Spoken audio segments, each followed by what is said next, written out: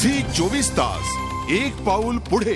आज दिवसभर अख्ख्या महाराष्ट्राचं लक्ष लागलेलं होतं शिवसेना प्रमुखांचं निवासस्थान असलेल्या मातोश्री बंगल्याकडे।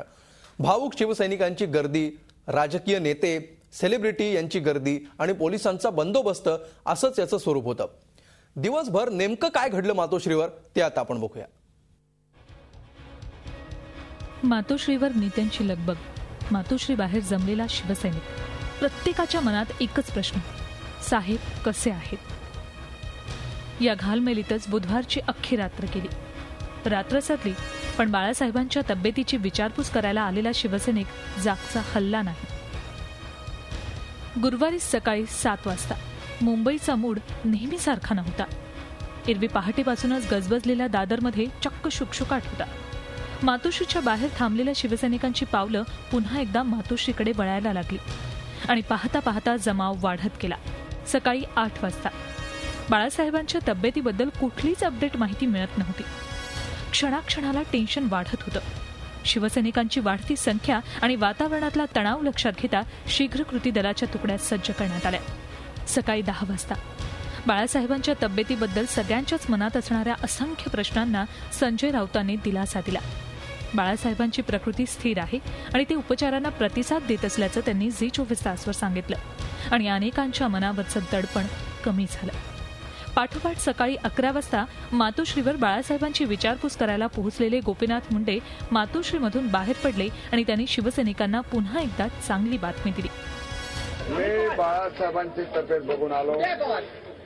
श्री उद्धव ठाकरे आणि त्यांच्या कुटुंबियांना भेटलो। बाळासाहेबांची तब्येत ठीक आहे। काल रात्रीपेक्षा त्यांच्या तब्येतीत सुधारणा आहे। सकाळी 11:15 वाजता शिवसेनेचे ज्येष्ठ नेते मनोहर जोशी, नीलम गोऱ्हे आणि इतर नेते मातोश्रीमधून बाहेर पडले।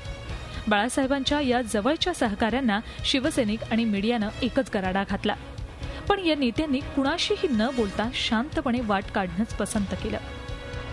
बाळासाहेबांची तब्येत ठीक आहे आणि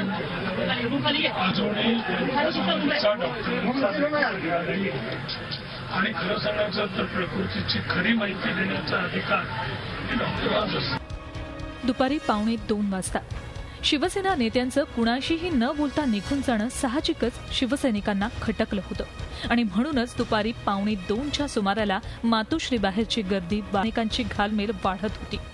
शिवसेनेचे ज्येष्ठ नेते सुभाष देसाई सगळ्यांना सामोरे गेले।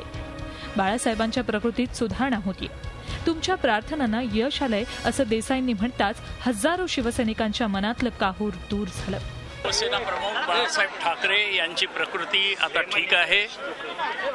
डॉक्टरांचे उपचार चालू आहेत आणि या उपचारांना शिवसेना प्रमुखांकडून चांगला प्रतिसाद मिळत आहे। त्यामुळे हळूहळू त्यांची प्रकृती चांगली होत आहे, सुधारत आहे। भाऊबीजेच्या दिवशीही हजारो शिवसैनिक घरची दिवाळी सोडून मातोश्रीवर आले होते। दिवाळीनं जाता जाता शिवसैनिकाला त्याच्या लाडक्या नेत्याची खुशाली कळवली आणि दिवाळीचा शेवटचा दिवस गोड झाला। झी 24 ताससाठी ब्युरो रिपोर्ट। झी 24 तास एक पाऊल पुढे।